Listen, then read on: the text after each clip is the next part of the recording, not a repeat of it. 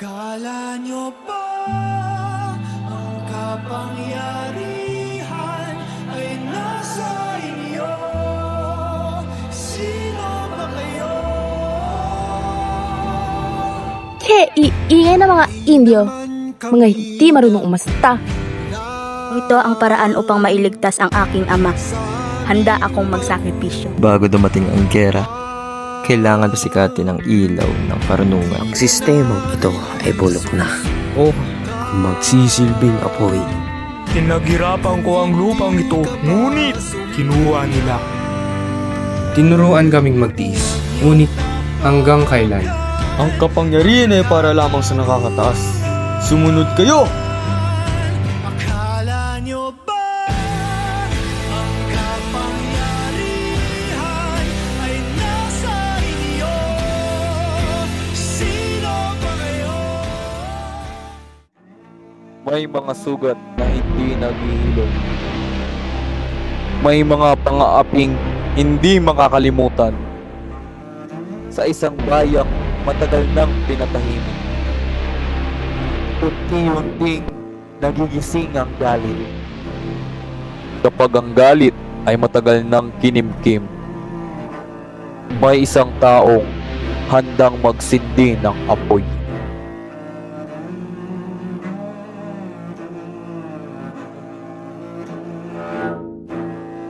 Ang pagpili sa nakakabulag na pera ay mas magaan pala sa tunay na pag-ibig.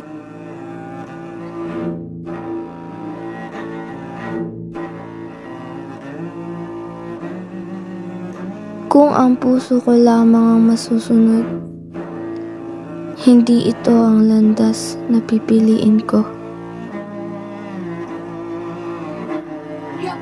Hay, kay ingay ng mga Indio, hindi marunong masta. Mabuti pa ang mga Kastila. Basilio, naniniwala ka pa bang may hustisya ang bayang ito? Gusto kong maniwala. Ngunit, bawat araw, parang lalo na itong nawawala. Kung hindi nila ibibigay ang pagbabago, kukunin natin to. Kapag ako'y nagkaroon ng impluensya, makakatulong ako sa pamahalaan. Tulungan mo lamang ako at makakapagtambok ang lahat ng minasa. Hindi ninyo pwedeng kuha yung lupain ito. Akin yan. Subukan magamit ng mga padre kaysa sa mga bobong katulad mo. Di maaaring kuhain! Ang lupain ito! Ito ang buhay ng aking pamilya! Tiwan mo ako, tonto!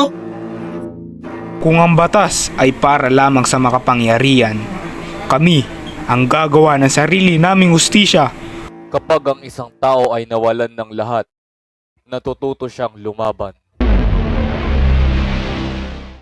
Basilio, tandaan mo ang galit ay hindi kalayaan. At ang pagtitiis ba ay kalayaan? Kung hayaan natin ang dahas, anong pagkakaiba natin sa kanila?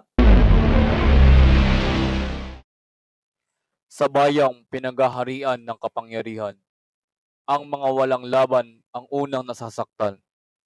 Ang dangal ng marami ay naging laruan ng mga makapangyarihan. Ayokong mangyari sa akin ang sinapit ng iba. Hindi ako papayag. Ito ang paraan upang mailigtas ang aking ama.